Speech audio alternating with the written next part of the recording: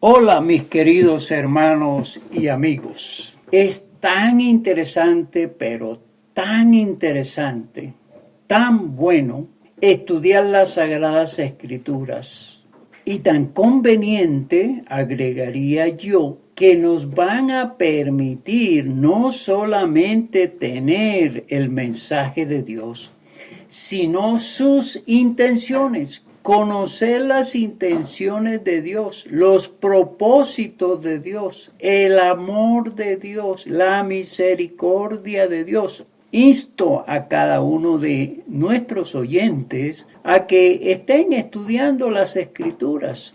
Sáquenle un tiempito, unos minuticos, tomen las Sagradas Escrituras y verá que su lectura le va a conducir cada día a interesarse por lo que hizo Dios desde la creación hasta nuestros tiempos y lo que Él pronostica o lanza como profecía de los sucesos que van a acontecer. Y especialmente leer el Nuevo Testamento, donde vamos a encontrar el por qué Jesucristo viene encarnado a la tierra, por qué Jesucristo deja su reino para estar entre nosotros, deja de ser el Rey de Reyes en un estado para venir acá a la tierra a conocer, a relacionarse, a enterarse, a vivir como el hombre y ver cómo el hombre lucha, sufre, se sacrifica y a desmantelar aquel concepto de Dios, aquella idea de Dios para implantar la doctrina de la gracia, las buenas nuevas de salvación que le van a enseñar al hombre a mirar a Dios desde otro punto de vista, ya no de una Torá o de una ley rígida y de unos mandatos a veces difíciles de cumplir, como así se vio, sino que ahora en Cristo Jesús encontramos a un Dios amoroso, comprensivo, un Dios interesado en facilitar esa relación con Dios de una manera práctica, de algo fácilmente concebible y asequible. Eso es lo que el Señor Jesucristo propone e hizo cuando vino a esta tierra. Animo pues a los oyentes a sacar un tiempo en la noche, por ejemplo, y decir: esta media hora, esta hora la voy a dedicar a estudiar las Sagradas Escrituras, a mirar como persona, me enriquezco espiritualmente, me dedico a escudriñar las Sagradas Escrituras para ver qué dicen de mí y qué me proponen a mí. Ese debería ser el propósito de cada persona, saber qué propone Dios para mí y qué significa Jesucristo para mí y qué significa lo que Jesucristo trae para mí cuando me habla de redención, de salvación, de vida eterna. Eso es bueno, averiguarlo, entenderlo y sobre todo acogerlo para vivir de una manera conveniente con Jesucristo morando en el corazón. No desde la idea de aquella de creer que como yo pienso en Dios o busco a Dios o practico algunas cosas de Dios, ya es suficiente para tener salvación, para tener vida eterna. Ya estoy seguro.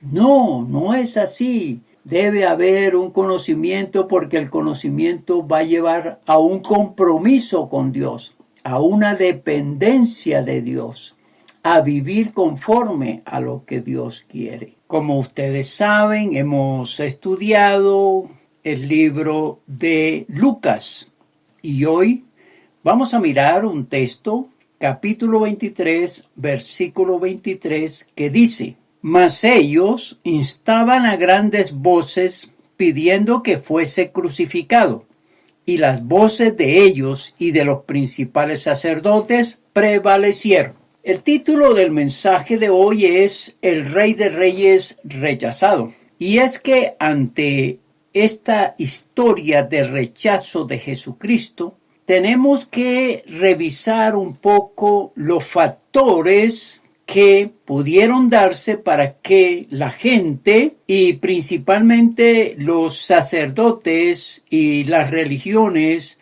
judías rechazaran a Jesús como el gran Rey de Reyes. Estos factores son la ignorancia, la incredulidad, la redención, la transformación, el desplazamiento, la reconciliación y la conexión.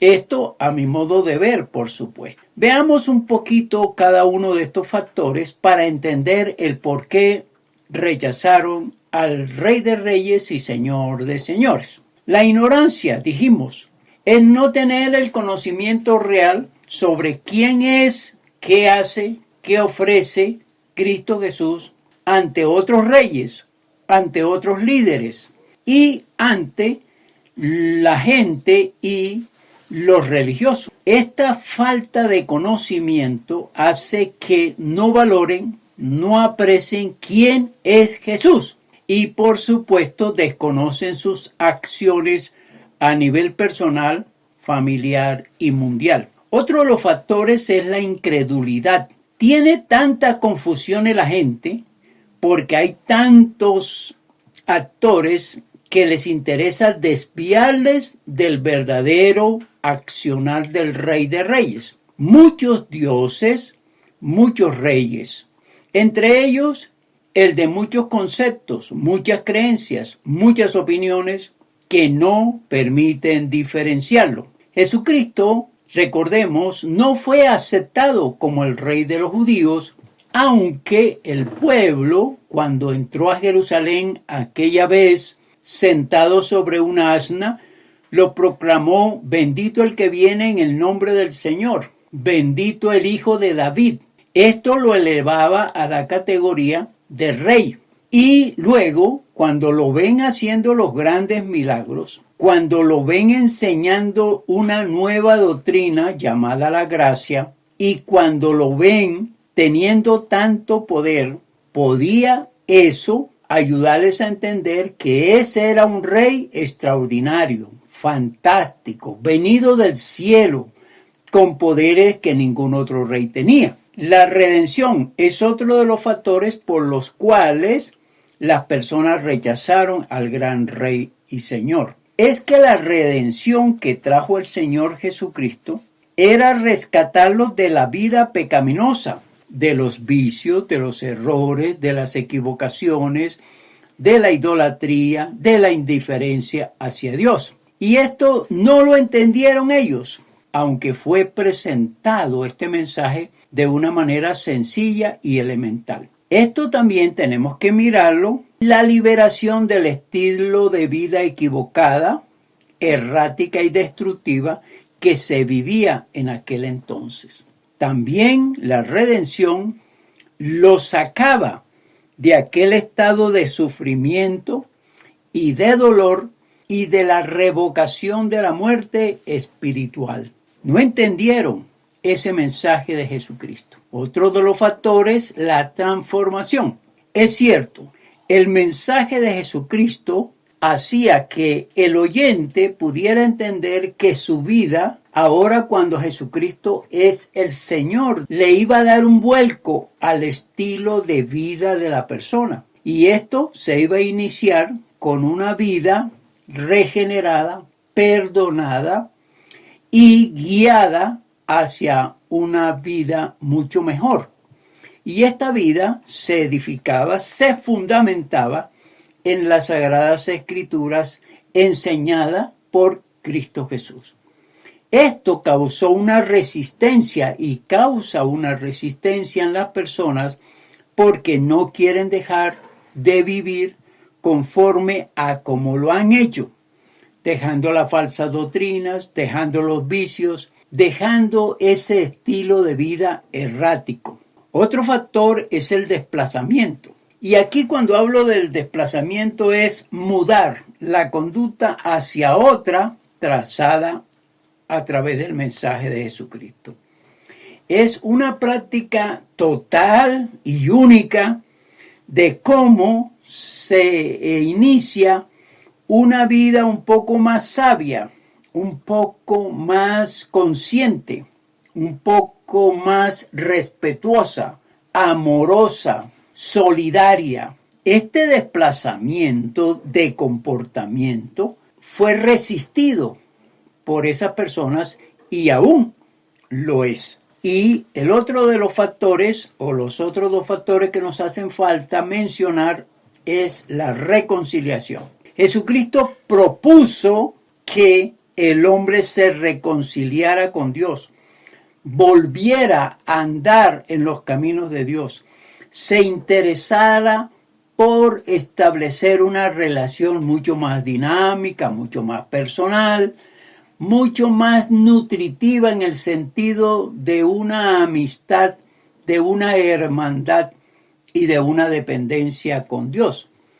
Por supuesto, en el mundo de ellos y en el mundo nuestro, por supuesto, esa reconciliación es rechazada precisamente porque implica vivir una vida dependiente de Dios, vivir una vida sujeta a Dios, vivir una vida como Dios la traza y no como la traza el ser humano. Y el último factor que considero yo, por supuesto, es la conexión. No se quiere entregar al rey para que sea el rey el que mande en la vida. No quiere sujetarse a él.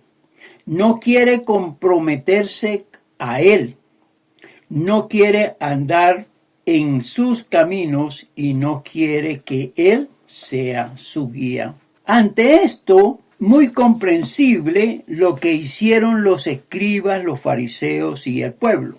Quiero leer otra vez para ir armonizando esto que estamos hablando con lo que presenta aquí la historia bíblica. Repito el texto de Lucas 23:23. Mas ellos instaban a grandes voces pidiendo que fuese crucificado. Y las voces de ellos y de los principales sacerdotes prevalecieron. Observemos, había que acabar con este hombre que proponía ese tipo de vida, esa relación con Dios, ese dejar de andar en el pecado. A eso le apuntaron ellos y por eso había que matar a ese autor, a ese predicador, a ese que venía de los cielos proponiendo una doctrina difícil de entender para ellos y sobre todo difícil de asimilar y realizar. Así que ellos prefirieron pedir la crucifixión para acallarlo, para silenciar esa voz, no entendiendo que ya el mensaje estaba en mente y en el corazón de los discípulos y ellos iban a ser los proclamadores, los que continuarían con el legado, los que predicarían acerca de lo que Jesucristo propuso para que Él fuese el Rey de Reyes y Señor de Señores. El pueblo pues pidió la crucifixión y esto lo hizo incitado por los religiosos, aborreciendo pues la ley, aborreciendo a Dios, despreciando a Jesucristo, y el pueblo, inducido por los religiosos, pidieron la muerte del rey. Ahora tenemos que pensar lo siguiente. El pueblo inducido por los religiosos es un pueblo que no medita, es un pueblo que no piensa, es un pueblo que no analiza el mensaje del Señor Jesús, sino que se deja conducir por aquellos jerarcas, por aquellos que, según el pueblo, tienen la autoridad, la razón, y hay que seguir, aunque sea, lo que digan y que estén equivocados. Aquí podemos ejemplificar como aquel pastor que guía a las ovejas.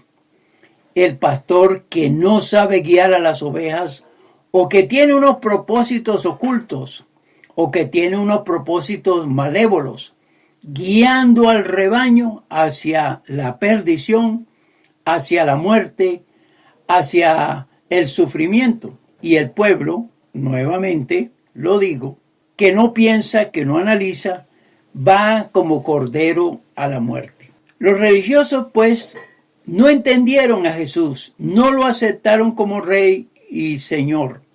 Y entonces los líderes religiosos hablaron con el pueblo, le pidieron al pueblo que clamaran para que Jesús fuese muerto. Vamos a ver una cita en Juan capítulo 19, versículos 14 y 15. Era la preparación de la Pascua y como la hora sexta.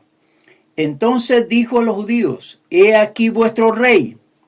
Pero ellos gritaron: fuera, fuera, crucifícale. Pilato les dijo: ¿a vuestro rey he de crucificar? Respondieron los principales sacerdotes: no tenemos más rey que César. No entendieron, pues, al Señor Jesús como el rey y prefirieron su muerte. Ahora, veamos cómo las Escrituras nos hablan de Jesús como el Rey de Reyes y el Señor de Señores. En el libro de Apocalipsis, capítulo 15, versículo 3. Y cantad el cántico de Moisés, siervo de Dios, y el cántico del Cordero, diciendo: grandes y maravillosas son tus obras, Señor Dios Todopoderoso. Justos y verdaderos son tus caminos, Rey de los santos. Se refería, pues, en este cántico al Cordero como el Rey de los santos. Y ahora, Apocalipsis capítulo 19, versículos del 13 al 16. Estaba vestido de una ropa teñida de sangre, y su nombre es el Verbo de Dios. Y los ejércitos celestiales, vestidos de lino finísimo, blanco y limpio, le seguían en caballos blancos. De su boca sale una espada aguda para herir con ella a las naciones, y él la regirá con vara de hierro, y él pisa el lagar del vino del furor y de la ira del Dios Todopoderoso. Y en su vestidura y en su muslo tiene escrito este nombre: Rey de Reyes y Señor de Señores. ¿Qué significa entonces Rey de Reyes y Señor de Señores? Que Jesucristo tiene la suprema autonomía sobre toda la creación, sobre todo el universo, por encima de reyes, por encima de gente importante, por encima de gobernantes, por encima de capitanes de ejércitos. Él tiene la autonomía, pero también tiene la suprema autoridad. Es al que obedecen todos estos tipos de jerarcas, de líderes, de gente importante ante los demás. Jesucristo tiene la máxima autoridad, o es el que los domina, el que los guía, el que les permite, el que les da atribuciones. También es el que tiene la suprema potestad, el que decide al final qué hacer y qué no hacer. El hombre puede tomar decisiones, pero las determinaciones las tiene Cristo Jesús.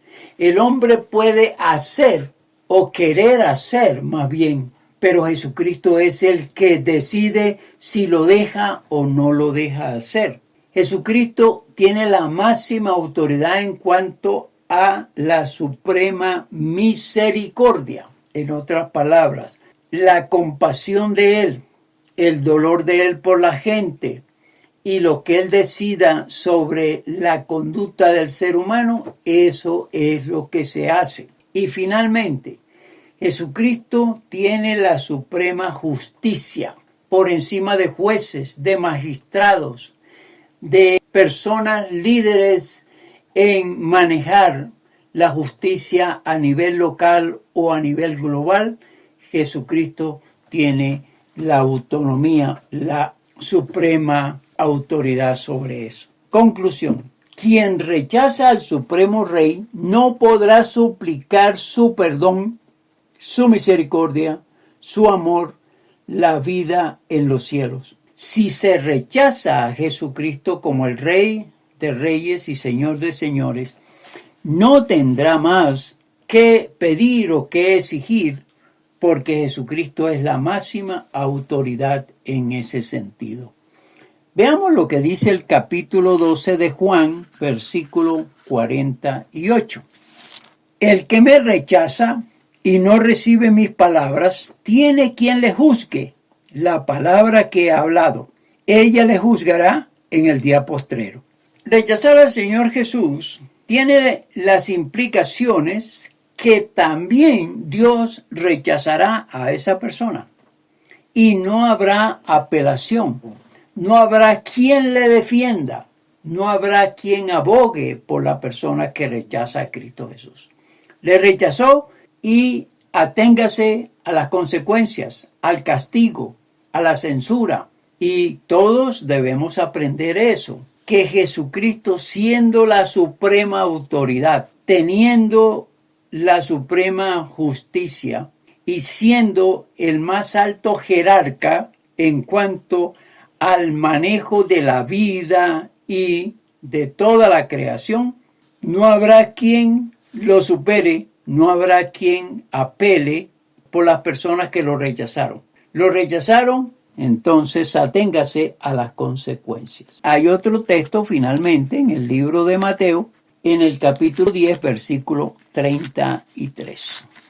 Y a cualquiera que me niegue delante de los hombres, yo también le negaré delante de mi Padre que está en los cielos. Este texto, dado por el Señor Jesucristo, enfrenta a todos aquellos que negaron al Señor Jesucristo, que le despreciaron, que no se interesaron por su mensaje, por su propuesta de salvación y vida eterna. Jesucristo, en términos generales, viene a ser el mediador entre Dios y los hombres. Pero media ante Dios cuando el ser humano reconoce a Jesucristo, lo acepta a Jesucristo. Entonces Jesucristo se vuelve el abogado, se vuelve el mediador, el que intercede. Pero si rechazamos a este que tiene la autoridad de mediar por nosotros, de apelar por nosotros, entonces ¿qué queda? ¿Quién lo podrá hacer? Pues nadie, porque no hay otro. Aplicación. La sabiduría nos enseña a distinguir entre lo que es bueno y lo que es malo, lo correcto y lo incorrecto, que las acciones que debe tomar el sabio, que han sido previamente estudiadas. Es que las decisiones tienen que ser así, estudiarse previamente para luego determinar qué es lo conveniente. Esa es la sabiduría. Pero tenemos a muchas personas que sin saber lo que dicen y lo que hacen, determinan que no, Jesucristo no lo acepto, que no viva conmigo, no acepto su palabra, no acepto su redención, no acepto su salvación, no acepto su vida eterna. Sin pensar, sin estudiar las Escrituras, sin analizar verdaderamente que Jesucristo es la máxima autoridad, el Señor de señores, el Rey de reyes, y quien lo desprecia, y quien lo ignora, y quien lo rechaza, aténgase a las consecuencias. En esta aplicación sería bueno tener elementos de rechazo de Cristo Jesús, tener conocimiento de las Sagradas Escrituras para decir yo lo rechazo, con conocimiento, por supuesto. Pero no seamos ligeros, no corramos en nuestras decisiones y sobre todo no rechacemos el conocimiento, no rechacemos la enseñanza, aprendamos previamente. Estos señores aquí, en Lucas 23, 23, pidieron la muerte del Señor Jesucristo. sin entenderlo, sin comprenderlo. Y habíamos hablado y hemos hablado de los 7 factores por los cuales las personas los rechazaron. Y uno de esos factores es la ignorancia, la falta de conocimiento de Él. Ojalá que no ocurra así y que podamos converger en esa fe, en esa confianza en Cristo Jesús y lo tengamos como el Rey de Reyes y Señor de Señores. Que la bendición del Padre, del Hijo y del Espíritu Santo caiga sobre cada uno de nosotros. Amén y amén.